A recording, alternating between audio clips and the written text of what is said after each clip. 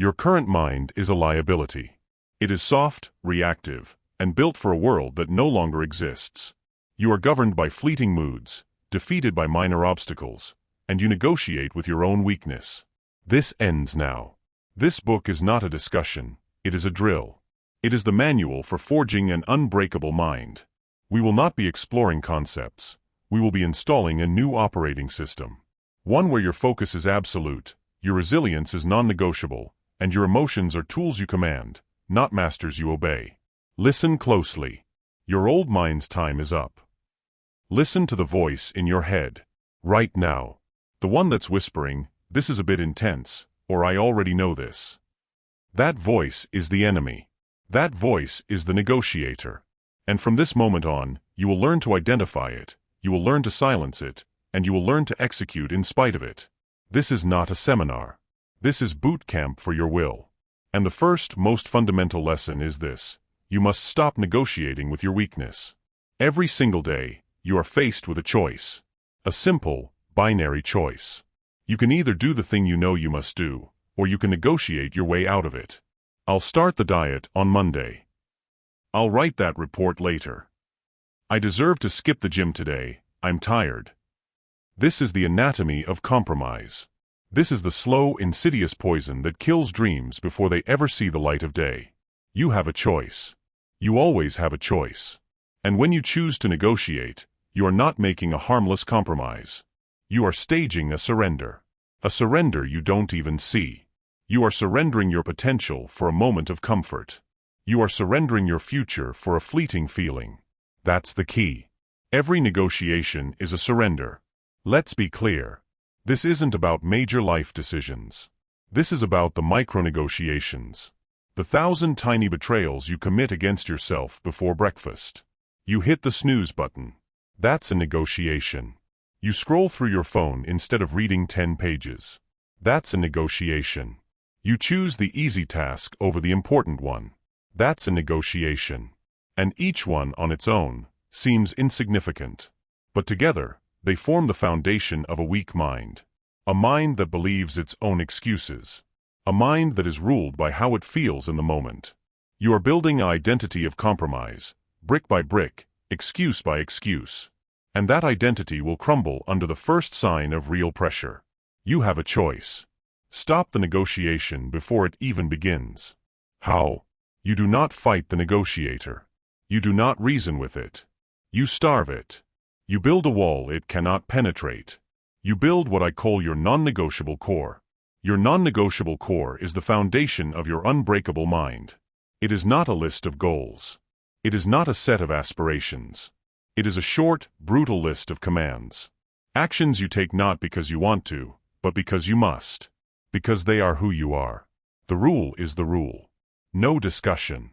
It's not about motivation, it's about identity. You are not a person who tries to work out. You are a person who works out. You are not a person who hopes to be productive. You are a person who does the most important task first. Period. The rule is the rule. This core must be small, at first. 1 or 2 things. The things that, if you did them every single day without fail, would change the entire trajectory of your life. For one person, it's making their bed the second their feet hit the floor.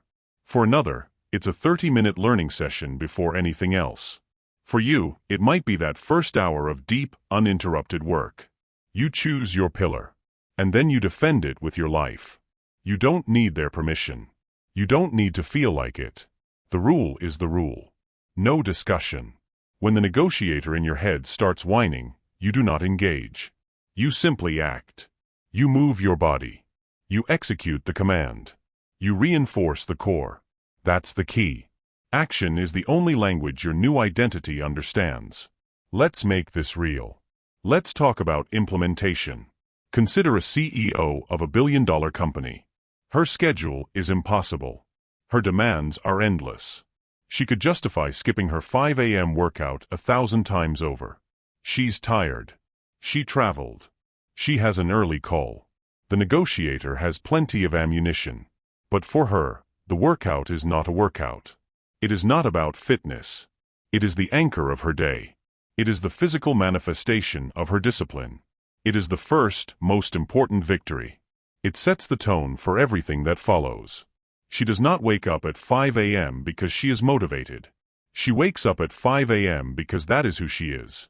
Her identity is non-negotiable. The rule is the rule. You are no different. Your battlefield is simply smaller for now. Your first non-negotiable might be waking up 15 minutes earlier.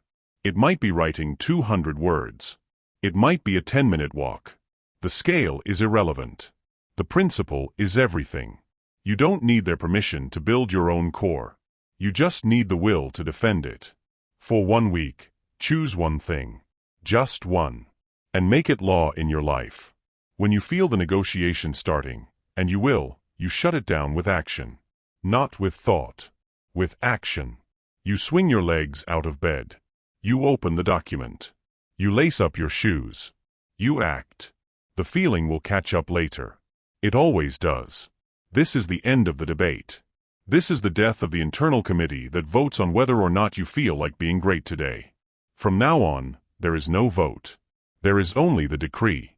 There is only the command. There is only the execution. You have a choice. You can continue to negotiate yourself into a life of mediocrity, or you can declare your non-negotiable core and start building a life of purpose and power. The rule is the rule. No discussion. You've silenced the negotiator. You've established your core. But a fortress with a weak foundation will collapse. Now, we must examine the very environment you've built for yourself. We must expose the cage you call comfort. That feeling of safety you crave? It's a lie. That comfortable routine you cling to? It's a trap. What you call your comfort zone is not a safe harbor. It is a cage with padded walls. You have built it yourself, piece by piece, with every excuse, every avoidance, every time you chose what was easy over what was necessary. And now you sit inside it, wondering why you feel so stagnant, why you feel so trapped. The problem isn't the world outside. The problem is the cage you're in.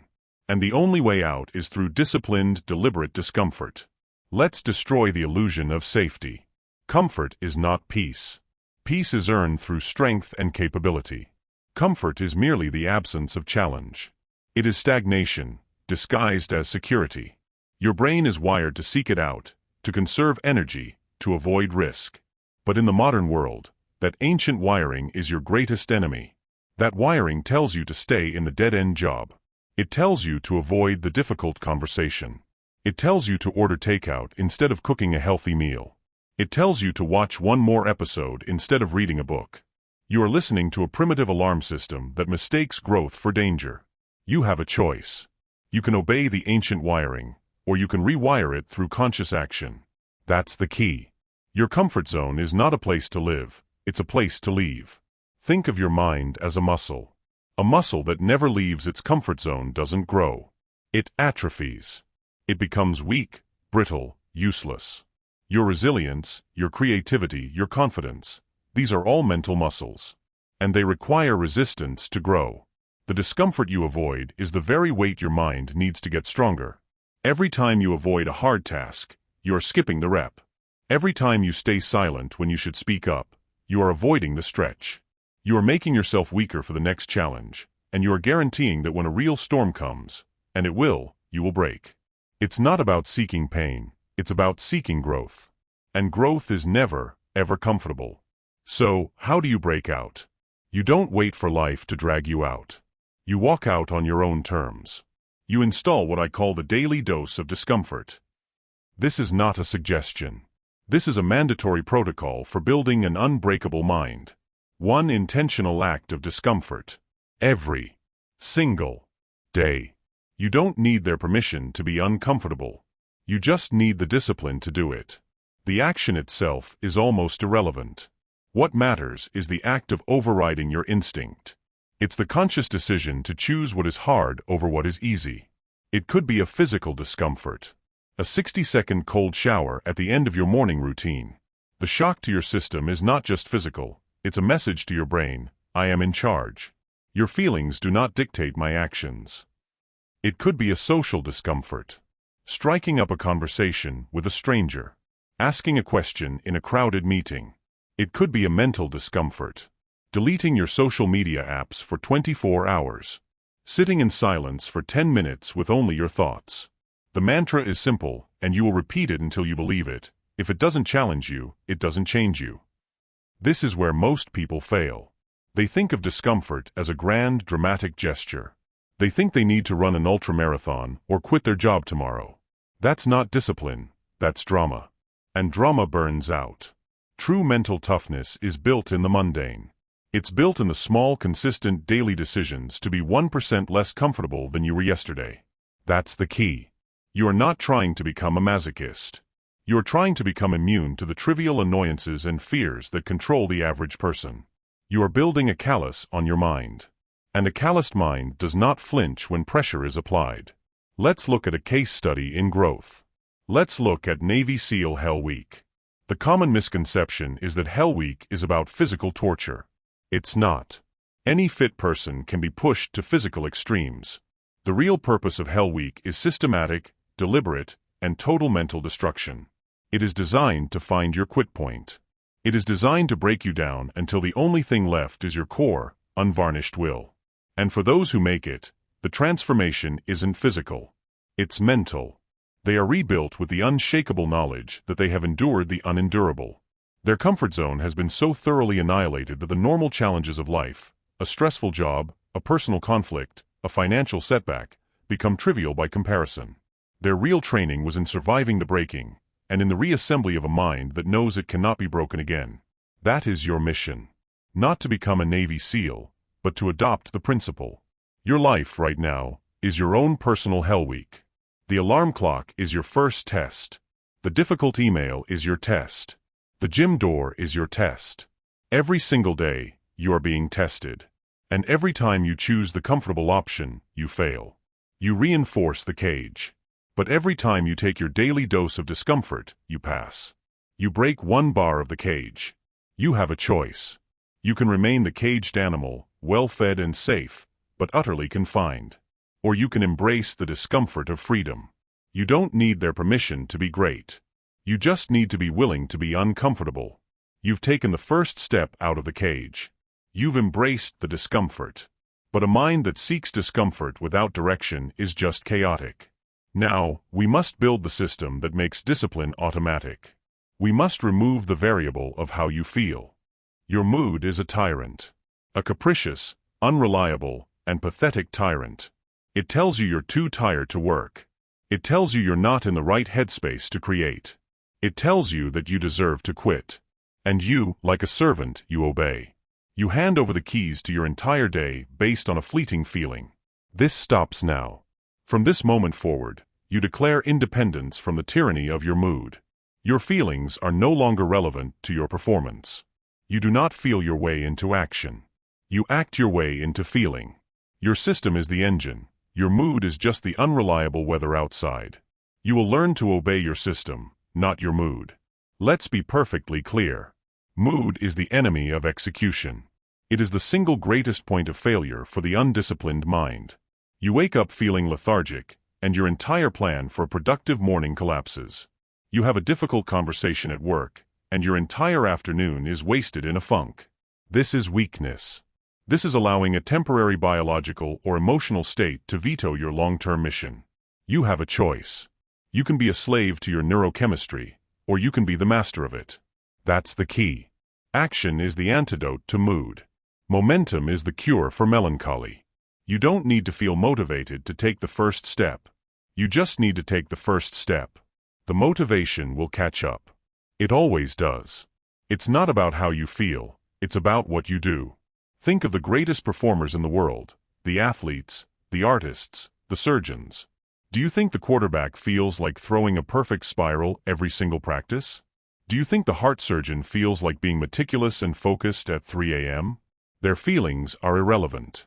What is relevant is their system, their process, their non-negotiable sequence of actions that leads to the result. They have outsourced their success from their unreliable feelings to their reliable system. You must do the same. Your system runs. You are the operator. Your only job is to execute the code, regardless of the internal error messages your mood is sending. So, what is your system? It is not a to-do list. A to-do list is a collection of suggestions that your mood can easily ignore. Your system is a mindless execution framework. It is a predetermined, non-negotiable sequence of actions you follow when a specific trigger occurs. The trigger is not when I feel like it. The trigger is time-based or event-based. When the clock strikes 6 a.m., the system runs.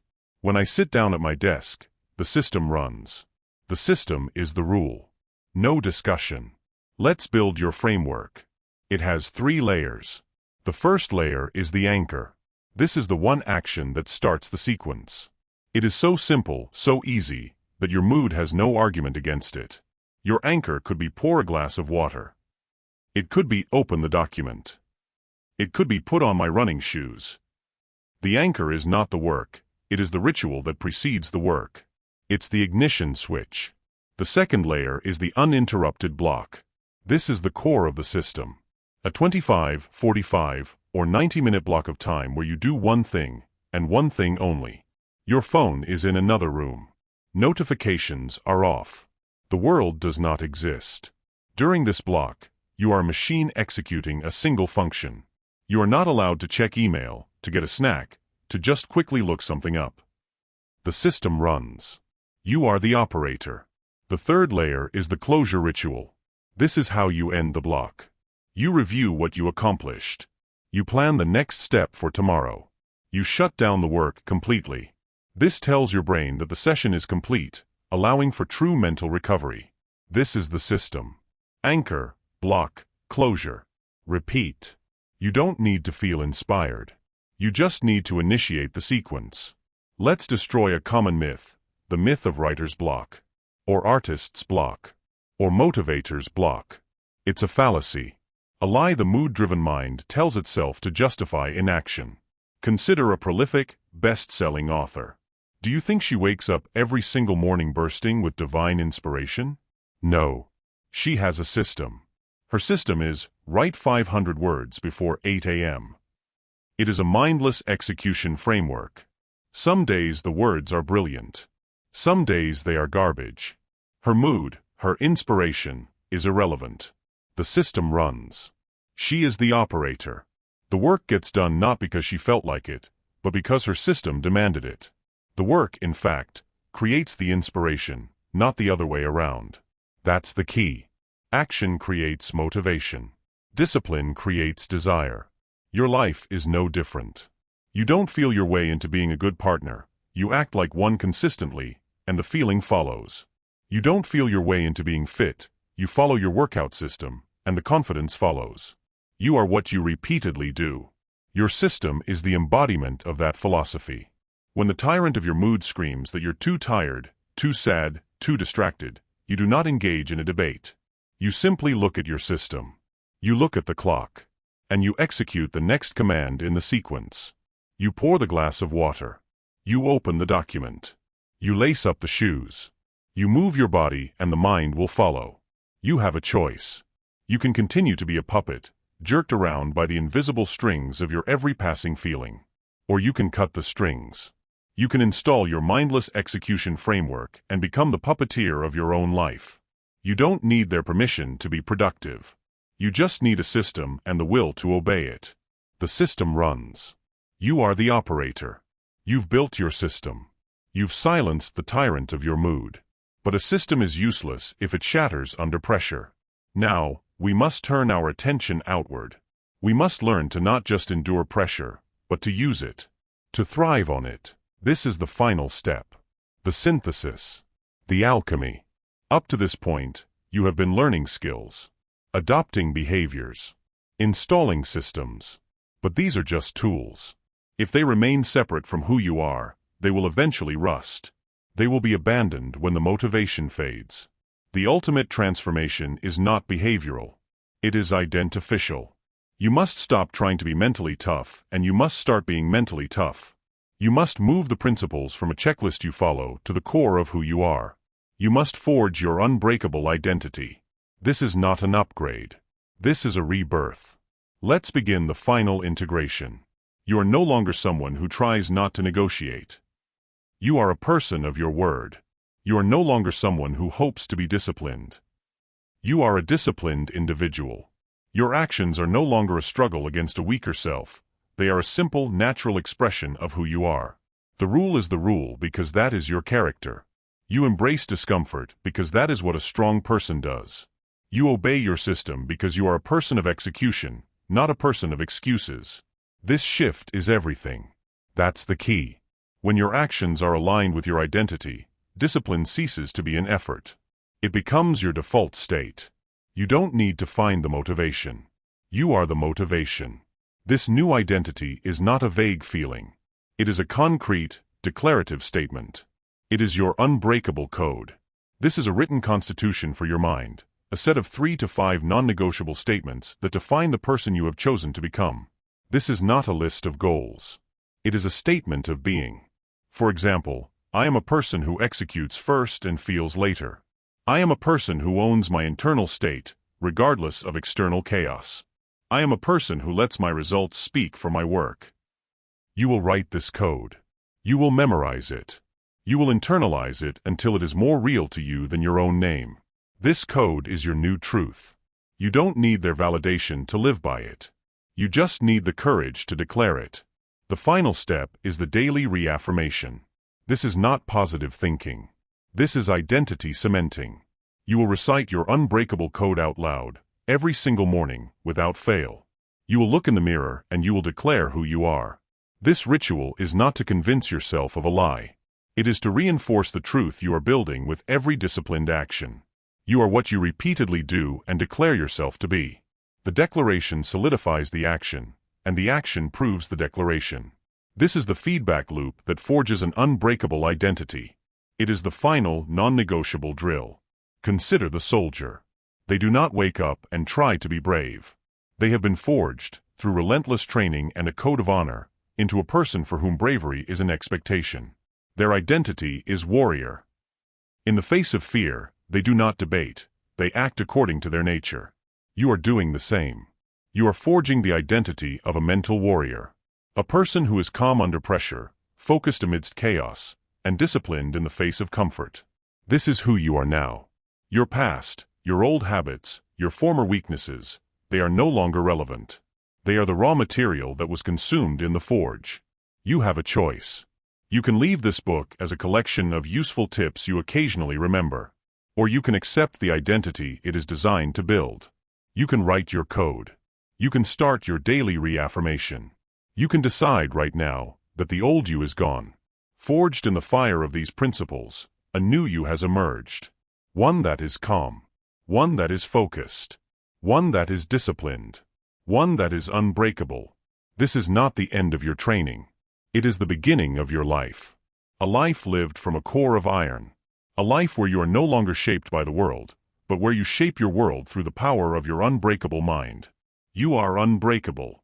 Now go and live like it. The training is complete. The theory is over. You now possess the manual. You know that negotiation is surrender. You know comfort is a cage. You know your mood is irrelevant and pressure is your fuel. You own your internal weather. Your focus is a weapon. You work in silence. Your body is your fortress. You have learned to let go. And now, your identity is forged in the fire of these principles. There are no more excuses. There is no more information you need. The only question that remains is the one you must answer with your life, starting the moment this book ends. Will you remain who you were, soft and reactive? Or will you activate the unbreakable system now installed in your mind? The world does not care about your feelings. It only responds to action. So go. Execute. Become unbreakable. This is your command.